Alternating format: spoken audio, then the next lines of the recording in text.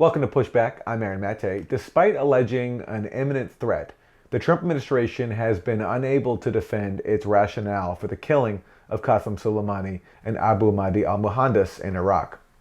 There is no doubt that there were a series of imminent attacks that were being plotted by Qasem Soleimani. We don't know precisely when, and we don't know precisely where, but it was real. Well, the president didn't say there was a tangible, he didn't cite a specific piece of evidence. What he said is he believed. Are you saying there wasn't one? I didn't see one with regard to 4 embassies. What I'm saying is I share the president's view that probably my expectation was they were going to go after our embassies. The Washington Post reports that President Trump has privately shifted to a new explanation. At a dinner with donors at his Florida resort, Mar-a-Lago, Trump reportedly said he heard hearsay that Soleimani, quote, was saying bad things about our country, like we're going to attack, we're going to kill your people, unquote. Trump reportedly went on to say, quote, I said, listen, how much of this shit do we have to listen to, right? Unquote.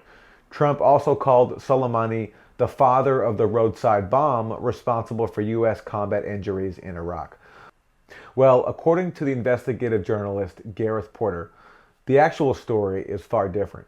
The killing of Qasem Soleimani was in fact the culmination of a lengthy provocation campaign involving Mike Pompeo, John Bolton, and the Israeli government, which carried out a number of underreported bombings inside Iraq and Syria in the months leading up to the Soleimani assassination.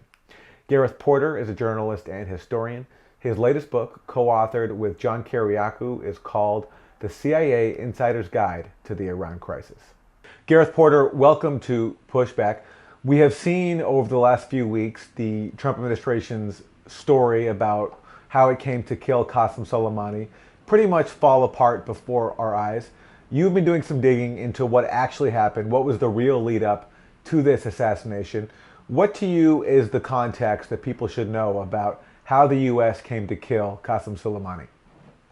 Right. It's a very important question. I'm glad you're taking this time to give me an opportunity to really dig into it, because, as you say, the idea of the imminent threat as an excuse or as an explanation for the assassination of Soleimani has really disintegrated.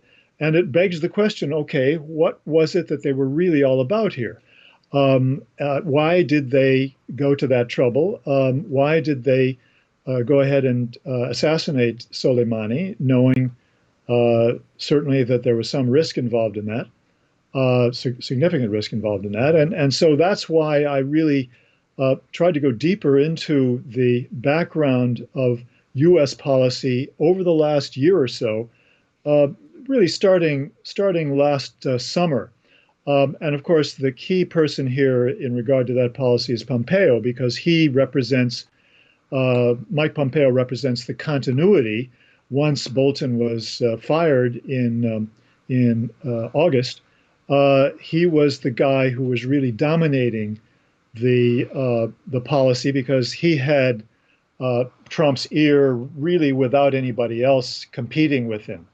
And it's been observed that he was really playing a de facto role of not simply Secretary of State, but also de facto Secretary of Defense and de facto CIA head, and really talking to Trump with the authority that went with those roles. And so if you look at what Pompeo was about, going back even to 2018, you see that he and Bolton were engaging in an effort to establish a policy premise in 2018 that really started in September 2018, that would serve as the basis for developing the option of escalation, military escalation against Iran, because it would provide a casus belli. And that premise was that the Iranians were trying to, or they were threatening to kill Americans, kill or injure Americans, both diplomats and military personnel in the Middle East. And they did that by seizing on this incident in September of 2018, where a couple of rockets landed in the Green Zone in Baghdad. where the U.S. embassy is located. And Bolton and Pompeo immediately jumped on that and seized on it as a premise for their future policy, saying that this shows that that the Iranians and their proxies in Iraq are threatening U.S. personnel, and we're going to warn them right now that if any American is killed or injured, or even American interests are hit by attacks by the proxies or Iran itself, that we will go after the primary source, meaning Iran. So that was really the first time that this premise was put forward publicly.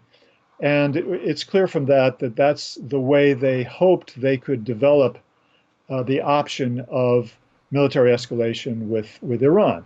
And obviously this was, you know, they were hoping that they could get the Iranians to do something, that the Iranians would do something that they could take advantage of. And then we fast forward to 2019 and the sort of the false crisis that Pompeo and Bolton created in May, starting in May, and into the summer, with the idea that there was reason to believe that the Iranians were threatening American forces and throughout the Middle East, American forces and diplomats throughout the Middle East. This was developed by not by putting forward any documentation, but by leaks to selected media. And the leaks were suggesting that the Iranians were doing various things, such as putting missiles on boats, small boats in the Gulf, and that they were that there was a directive to Iranian forces to prepare for an attack on American troops in the Middle East. And in fact, if you read closely and follow up on those leaks, you find that in all cases there was nothing there that really showed that Iran had any intention of taking action aggressively against, or a first strike against, any American personnel or interests. It was consistent with the basic policy of Iran to be prepared for a war that would be started by the United States.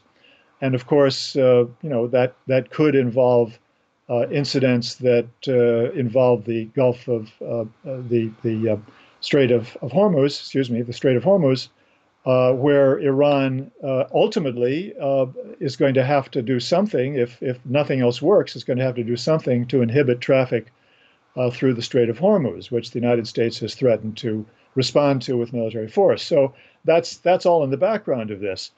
Now, in fact, the incident that they seized on is quite dubious, that it was any Iranian or pro-Iranian intention to carry out an attack on the U.S. embassy. And in fact, it happened. Those rockets fell there, and they fell in Basra as well, near the airport, the Basra International Airport, in the same 24-hour period. In fact, the same few hours. And in fact, this happened at the time when the anti-Iran, pro-Iran militias interests were carrying out violent protests in Basra. And in fact, they burned the Iranian consulate in Basra. They burned all of the offices of the pro-Iranian militias in Basra. And they closed down Iraq's only seaport, which is near Basra, basically occupying it for a day in protest. So, it's quite possible that not only possible, but likely that the rockets that landed in the green zone and that landed in the periphery of Basra International Airport were basically launched by protesters against the Iraqi government. What I didn't add here, just another detail, which is crucial, is that the Basra International Airport is not simply a commercial airport. It's also a military airport. It's a symbol of the Iraqi government because of the presence of the Iraqi military there. So this again makes it likely that this was part of a protest that was at its high point of violence at that moment. So now we fast forward again to later in 2019, and this is the crucial point that I want to make here. We now know that not only did the Israelis carry out a series of airstrikes, both drone strikes and conventional airstrikes against targets of the PMU, the Popular Mobilization Forces in Iraq, many of which are pro-Iranian, not all of them, but many of which are pro-Iranian militias and who played the key role in pushing back ISIS at the moment where they really threatened not just to occupy Iraqi territory, but really to carve out a separate state from Iraq. And so the PMU forces are very important. They're very large forces, and they are, to a great extent, not completely, to a great extent, they are oriented towards an alliance with Iran. So what the Israelis were doing here was hitting targets that they claimed were because of the transport of rockets or missiles, I should say, ultimately from Iran through Syria to Iraq on their way to Lebanon. They were claiming that these were rockets that were being improved and making them more accurate. And of course, that was true, that there were missiles that were becoming more accurate that were showing up in Lebanon, and they were obviously going through both Syria and Iraq to get there. But what we now know is that these Israeli strikes were actually hitting weapons depots, and in one case at least, there was a huge explosion and it was blowing up Katyusha rockets and other weapons that clearly were not these advanced missiles that they were talking about. They were things that were essentially the same weapons that the PMU had been using all along. And these strikes were being carried out over a period of almost 3 months, from July through September, by the Israelis. Now, the key moment was when this weapons depot was blown up, really very close to a military base where both the Iraqi military and U.S. Troops were stationed. But the PMU played such an important role in security that they were occupying a military base, which was basically attached to that base in Balad Air Base. And so at that point, then the Kataib Hezbollah and other PMU member militias began to threaten that they would respond if the Israelis and the Americans continued this. And they held the United States directly responsible for these attacks. So this was an important turning point, because they were being put on notice that if there was a threat from the United States, if they continued to hit the bases of the militias, that there would be consequences. So now we have finally the December 27th event. That was a Katyusha strike on a military base in Iraq where American advisors were stationed. And that's when the American contractor was killed. So that begs the question, what was going on there? And we still don't know exactly what the intention was, because it's very possible that this was simply an accident, or it was not intentional, that they did not intend to kill an American advisor or an American contractor. But previously, they had avoided, obviously, any injuries or deaths to Americans, and only one Iraqi had been killed. That was a guy guarding a checkpoint in the Green Zone, not too far from the U.S. Embassy. So we don't know exactly why an American contractor was killed there, whether it was intentional or not, but it followed the Israeli series of strikes, which were intended clearly to provoke an Iranian reaction. And that's the key point that I want people to understand, that you have this intention by the Israelis, working very closely, obviously, with Pompeo, to try to provoke Iran into doing something that would justify an American retaliation.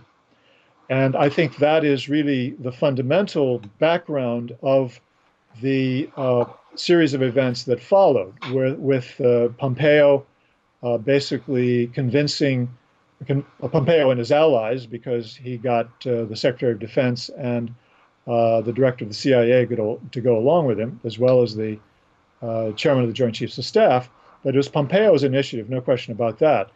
Gareth, let me stop you because I think what you're saying is really important. And when the discussion of what has happened with the U.S. and Iran takes place, this background you're laying out, which I want to focus on, of these Israeli strikes, not just in Syria, but also in Iraq, as you say. I believe there were something like 7 or 8 Israeli strikes during that time period that you laid out, starting on July 19th, 2019. And so you're saying right, this is, 7 strikes. So you're 7 strikes between July and September. So you're saying that this is part of an effort, you think, to provoke basically a response that could then justify an even harsher response by the U.S. And let's pause here and look at the Israeli context. So overall, there's a history of Israel doing this, of trying to provoke attacks to justify an even a far harsher response. This actually goes back to the 1967 war, where Israel claimed it was fighting a defensive war. But what gets censored from history is that far before that war started, Israel was taking a number of provocative measures, including bombing areas inside Syria. It did the same thing in Lebanon when it was a war that it waged to try to destroy Palestinian nationalism. It did so supposedly under the guise of stopping rocket attacks from Lebanon. But again, what gets omitted from the history there is that for the year preceding the invasion, Israel was constantly shelling Lebanon, trying to provoke a response. It's done similar things in Gaza as well. And you're saying that it looks like something similar was going on here when it comes to strikes on the PMF inside Iraq, as well as on Iranian allies and targets inside Syria. And put this for us in the context of what Israel has been trying to do in terms of its efforts, for starting even before the Iran nuclear deal was signed, to sabotage the Iran nuclear deal and sabotage basically anything that could lead to diplomacy and better relations with Iran. Right. I mean, basically, we have to go all the way back to 2003, even before Netanyahu, when the Israelis were basically working very closely with Dick Cheney and trying to come up with a strategy that would justify an American attack on Iran. I mean, this was exactly what the Israeli government and Dick Cheney were all about. And of course, David Wormser, who is somebody who had been very close to Netanyahu in the 1990s, who was one of the people who signed on to that strategy for Israel, Greater Israel, to enlarge Israel's control in the Middle East. He was the Middle East advisor to John Bolton in 2002, and then in 2003 became Dick Cheney's Middle Eastern advisor. And of course, he was telling Cheney, you've got to create an opportunity here for the United States to carry out bombing. That's the way you're going to get people to rise up in Iran and get regime change, which was the ultimate objective. So I think it's important to understand that there's a continuity here for almost 2 decades in Israeli policy, and for much of that time in American policy as well, because that lasted at least from 2002, 2003 until the end of the Bush administration, at least until Dick Cheney tried and failed to get approval for his proposal to take advantage, listen to this, to take advantage of an incident in Iraq where American servicemen would be killed, multiple deaths of American servicemen, and they could blame it on Iran, and that would be the trigger for carrying out a bombing attack on Iran. And of course, Cheney's failed to get approval for that, and that was in 2007. Well, Cheney got his wish 13 years later. Well, he is certainly getting much closer to that aim. That's for sure. He hasn't gotten the strike on Iran itself, but he's gotten something much closer to it. No question. So yes, I agree that Israel has been committed consistently since 2003 and maybe even before that to the idea of trying to get the United States to sign up for a strike against Iran. And of course, that would call for some strategizing to try to come up with a scenario that would make it politically palatable in the United States. So I think this whole strategy of provoking Iran has a very, very long history. So speaking of making war on Iran politically palatable, let me put you some of the talking points that are put out by the Trump administration and their allies and pretty much accepted at face value, even by Democrats and people in the so-called liberal media. Let's start with this notion that Iran has been responsible for the killing of hundreds of troops inside Iraq with IEDs, with improvised explosive devices. Yeah, I know that is a huge bow wave of propaganda, which has been enormously successful in swinging the entire news media around to a period of unquestioning going along with the intentions of the Trump administration. Then, of course, it fell apart later. But for a week there, you had news media pretty much going along with it. And almost in every case, their coverage raised the idea that Soleimani had American blood on his hands, with specific reference, of course, to the alleged 600 deaths suffered because of EFPs that came from Iran. So let me try to break that down. The first point I want to make about that is that EFPs showed up in Iraq as early as 2003, and it was the Sadrs who had them. Now, at that point, the Sadrs... And the Sadrs is a Shia militia. Shia militia, inside Iraq. The Mahdi army, the followers of Muqtada al-Sadr, who was a dyed-in-the-wool Iraqi nationalist. He would not suffer Iranian influence over his organization. He did not intend to allow Iran to lord it over Iraq. He was very much opposed to Iran's having too much influence in Iraq. So why did he have EFPs? He got them from Hezbollah.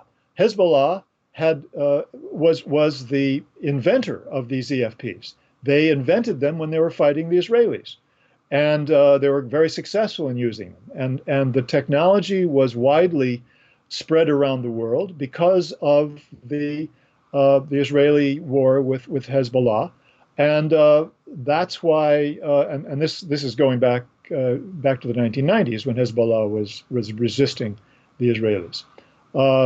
And so you have the Sadrists getting them, and not just the Sadrists, but you had the militias, not the militias, but the resistance, the Sunni resistance to the American presence, getting EFPs as well. And they were getting them from an international network of people who had the secret of how to make EFPs. It was very commonly known. It was not some highly guarded military secret, and it was very simple technology, basically, as well.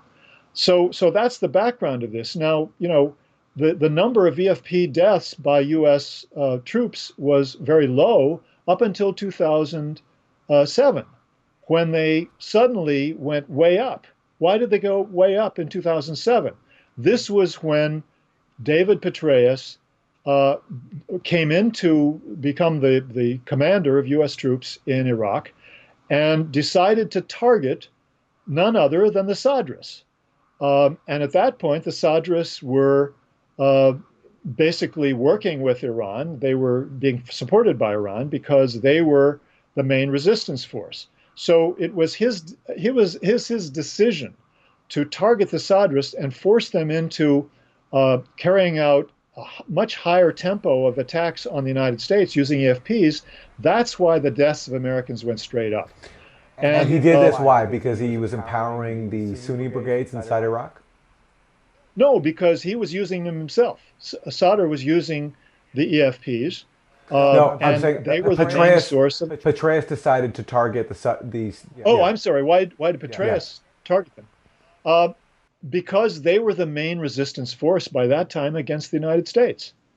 They were the main resistance force, and he had two choices. He could make an agreement with the Sadrists and basically arrange for a ceasefire, which would be the premise or the preface to American withdrawal, or he could basically try to take out any Sadrist forces that were determined to resist the United States.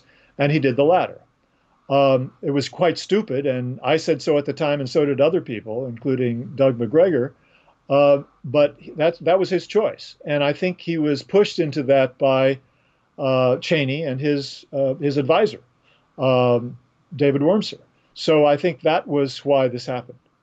Doug McGregor, who you mentioned, he was rumored recently after the firing of John Bolton to be in the running as John Bolton's replacement. But certainly, Trump has gone in a much different direction. He certainly has, and David Wormser is back as an advisor, by the way. That's right, and there was a piece recently in The Intercept by John Schwartz about that. So you have studied Iran very closely. You wrote what many people consider to be the definitive book about the Iranian nuclear program, Manufactured Crisis. Can you give us your overall sense of what you think drives U.S. policy towards Iran? Why do you think the U.S. has gone to such great lengths for a long time now to confront Iran, from supporting Saddam Hussein in the 1980s to rejecting the Iranian overture back in 2003 to reimposing the sanctions and now culminating in this unprecedentedly aggressive campaign by the Trump administration? Yeah, it's a great question. It's a very important question, and I know that it's extremely confusing for just about everybody because it's so difficult to understand. Why would the United States choose to make Iran, which is this potentially enormously powerful country in the Middle East, which also has a very strong interest in integrating into the global capitalist system? That's been the dominant view of the Iranian government virtually since the beginning of the Islamic Republic. Why did they choose to make that state its eternal enemy, to make it sort of an enemy which without any way out of the enmity? And I've spent a lot of time the last few months writing a book with John Kiriakou, which really explored that question, and I think it helped me to clarify my own understanding of this. And the answer that I would give you is that there are two fundamental reasons. The first is that the United States government, and particularly specifically the national security state, has a very hard time. I would say it's impossible for them to accept a situation where Iran was not a client state, because they had the luxury of a client state run by the Shah of Iran, for some almost 2 decades, and they were used to it, and it was good for them. They didn't have to spend as much money. They could sort of manipulate Iran to carry out various policies. And because Iran was an oil power, they also could take advantage of that as well. Now, that came to grief, that issue of Iran's oil role, the fact that Iran was a major oil exporter, caused some problems with the Shah later in his term, but we don't need to get into that. But basically, the first reason that I want to suggest here is that the U.S. government's national security state has been unwilling to accept an Iran that is not a client state. And that was clear from the very beginning, because as soon as the Islamic Republic was founded, you had Saddam Hussein carrying out an offensive to try to bring it down. And we know that although there's no evidence that the United States government was privy to the decision originally, they immediately went along with it. They thought that could be advantageous to the United States. So the regime change started even before the Reagan administration came into power. But under Reagan, regime change was a very explicit policy. They tried various ways to figure out how they could overthrow the regime and bring back somebody from the Shah's family. But ultimately, they weren't able to make it work. But it was definitely in the back of their minds. And so, I would suggest that that has been in the background of U.S. policy ever since 1979.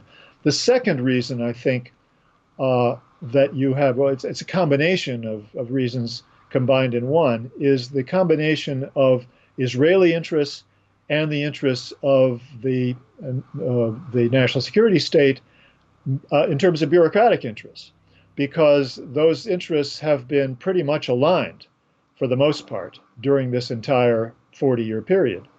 And the Israeli interests are clear enough. They wanted the United States to help them take down Iran and eliminate it as a power that could be competing with Israel to be the main, the biggest power, the strongest power in the Middle East.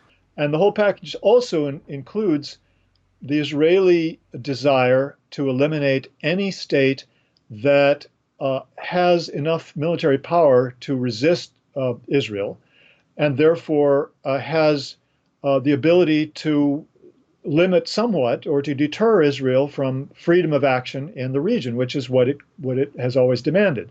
Now, the problem for Iran has been that they have not disposed until very relatively recently of the military power in terms of missiles, the missile deterrent that most powers depend on for that function, to deter a major power from attacking them.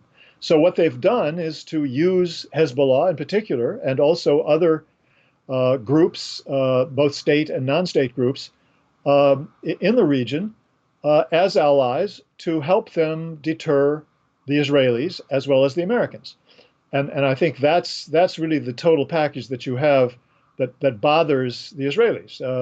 They want to have as little of that as possible, and so I think that they wanted to have regime change very badly.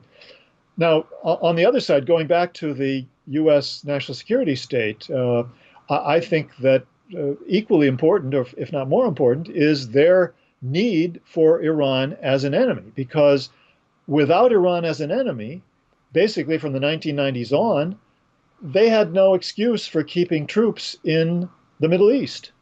That was the primary excuse that they had.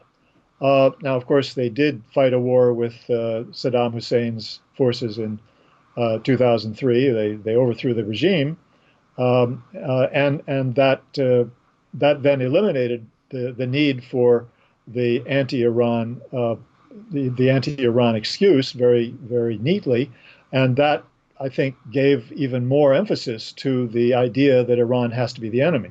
So I think it's a combination of those two interests which have pushed the United States, towards the regime change objective, whether it was explicit or not. And during the Obama administration, I don't think they were really trying to get a regime change, but they were continuing to carry out the anti-Iran policy in the sense of making Iran the enemy, and carrying out the idea that Iran is the world's greatest terrorist state, which is another major myth that has been created early in the history of the Islamic Republic. All right, we'll leave it there for now, but come back to you very soon, Gareth Porter, as we continue to cover the state of U.S.-Iran relations. Gareth Porter is a journalist and historian. His latest book, The CIA's Insider Guide to the Iran Crisis, co-authored with former CIA analyst John Kiriakou. Gareth Porter, thanks very much. Thank you very much, Aaron. Good to be on.